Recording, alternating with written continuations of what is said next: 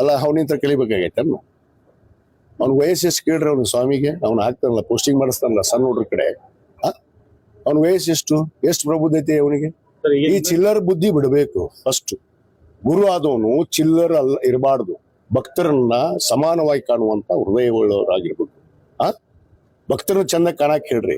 ಯಾವ ಬಟ್ಟೆಯನ್ನ ನಾವು ಧರಿಸ್ತೀವಲ್ಲ, ನಾನು ನಿನ್ನೆ ಅದನ್ನೇ ಹೇಳಿದ್ದೀನಿ, ಆ ಬಟ್ಟಿಗೆ ಇದೇ ಹೌದಪ್ಪ ನಾವು ಮಾಡಿದ್ವಿ ಕರೆ ಒಪ್ಕೋತೀನಲ್ಲ, ಮಾಡಿದ್ರೆ ಉಳಿಲಿಲ್ಲ, ನಡ್ಕೊಳ್ಳಿಲ್ಲ ಮನುಷ್ಯ.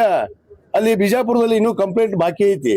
ಅದ್ ಏನಾಗೈತೆ ಅದ್ರ ಬಗ್ಗೆ ಜನರಿಗೆ ಸಮಾಜಕ್ಕೆ ಉತ್ತರ ಕೊಡಂತ ಹೇಳ್ರಿ. ಮೊದ್ಲಕ್ಕೆ ಎಲ್ಲೋದ್ಲ ಅಮ್ಮ ಯಾಕೆ ಕಂಪ್ಲೇಂಟ್ ಕೊಟ್ರು? ಅವ ಎತ್ತನ 11 ಕೋಟಿ ಇದ್ದಿದ್ದು 3 ಕೋಟಿ ಡೀಲ್ ಬಂತ ಅಂತ ಅವ ಮಾತಾಡ್ತಾನ. ಇವ ನೋಡಿದ್ರೆ ಇಲ್ಲಿ ನಾಟಕ ಮಾಡ್ಕೊಂಡು ಅಲ್ಲಿ ಯಾವ್ದೋ ಒಂದು ಊರಾಗ ಕುಂತಾನ. ನಾಟಕ ಹಾಕ್ಬೇಕ್ರಿ. ಅದಕ್ಕೆ ಸಮಾಜಕ್ಕೆ ಉತ್ತರ ಫಸ್ಟ್ ಕೊಡ್ಲಿ, ಆಮೇಲೆ ಮಾತಾಡ್ತೀವಿ. ಅವನಿಗೆ ನನ್ನ ಬಗ್ಗೆ ಮಾತಾಡುದು, ಅಧಿಕಾರದ ಬಗ್ಗೆ ಮಾತಾಡುದು. ಈ ಯುವ ಬಂದ್ಮ್ಯಾಗ ನಾವು ಅಧಿಕಾರ ಮಾಡಕತ್ತೀವ. ಕಳೆದ 50 ವರ್ಷ ಇವ್ನಿಗೆ ಇನ್ನೂ 48 ಆಗಿರ್ಬೇಕು ವಯಸ್ಸು. ಈಗ ಇವ್ನು ಹುಟ್ಟಕ್ಕಿಂತ ಮುಂಚೆಗೆ ನಾವು ರಾಜಕಾರಣದಾಗದೀವಿ. ಅದು ಅವನಿಗೆ ತಿಳ್ಕೊಂಡಿಲ್ಲ. ನನಗೇನು ಬುದ್ಧಿ ಹೇಳುವಂಥದ್ದು ಅವನ ನಂತರ ಅವಶ್ಯಕತೆ ಇಲ್ಲ.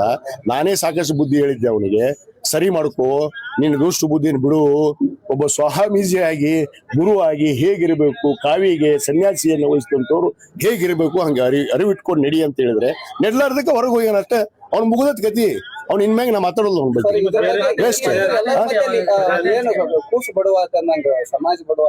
ಸಮಾಜ ಬಡವ ಸಾಧ್ಯ ಇಲ್ಲ. ಸಮಾಜ ಒಗ್ಗಟ್ಟಿದೆ, ಸಮಾಜ ಗೌರವ ರೀತಿಯಲ್ಲಿದೆ, ಸಂಘಟಿತರಾಗಿದ್ದೀವಿ.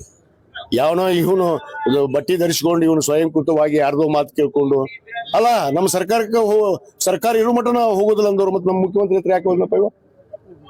ಯಾಕೆ ಹೋದ? ಎದಕ್ ಹೋಗಿದ್ದ? ಕೇಳ್ರಿ ಅವ್ನಿಗೆ ಪ್ರಶ್ನೆ. ಉತ್ತರ ಕೊಡು ಅಂತ ಹೇಳ್ರಿ. ಕಂಪ್ಲೇಂಟ್ ಮಾಡ್ರಲ್ಲ 3 ಕೋಟಿ ಕೇಳ್ಯಾರಂತ, ಅದಕ್ಕೆ ಮೊದಲು ಉತ್ತರ ಕೊಡು ಅಂತ ಹೇಳ್ರಿ ಸಮಾಜದವ್ರ ಬಂದು. ಆಮೇಲೆ ಇವ ಏನದ ಅನ್ನೋದು ಹಕೀಕತ್, ನಿಜವಾದ ಹಕೀಕತ್ ಗೊತ್ತಾಗತ್ತೆ. ಯಾವ್ದು ಸ್ವಾಮೀಜಿ ಮಾಡೋ ಪ್ರಶ್ನೆನೇ ಇಲ್ಲ. ಈಗ ನಾವು ವರದಿಯನ್ನ ಇನ್ನೊಂದು 2 ಕ್ಷೇತ್ರ ಬಾಕಿ ಇದೆ, ಬೀಳ್ಗಿ ಮತ್ತು ಮುಧೋಳ. ಇವತ್ತು ನಾನು ಹೋಗ್ತಾ ಇದ್ದೀನಿ ಲೋಕಾಪುರ್ಗೆ. ಸನ್ಮಾನ್ಯ ತಿಮ್ಮಾಪುರ ಸಾಹೇಬ್ ಕರ್ಕೊಂಡು JD ಪಾಟೀಲ್ ಅವರು ಅವ್ರ ಊರಲ್ಲಿಲ್ಲ, ಹುಷಾರಿಲ್ಲ. ಅವ್ರು ಬಂದ ಮೇಲೆ ಅದೊಂದು ವಿಸಿಟ್ ಮಾಡಿ ಬಹುತೇಕ ನಾನು ಸೋಮವಾರ ವರದಿಯನ್ನ ನಾನು ಸರ್ಕಾರಕ್ಕೆ ಸಲ್ಲಿಸ್ತೀನಿ.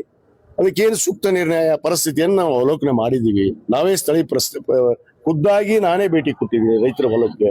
ರೈತರ ಸಂಕಷ್ಟವನ್ನ, ಅವರು ನೋವನ್ನ ನಾನು ಅರ್ಥ ಮಾಡ್ಕೊಂಡಿದ್ದೀನಿ. ಅದನ್ನ ನಾನು ಮುಖ್ಯಮಂತ್ರಿಗಳ ಹತ್ರ ವಿವರವಾಗಿ ತಿಳಿಸ್ತೀನಿ.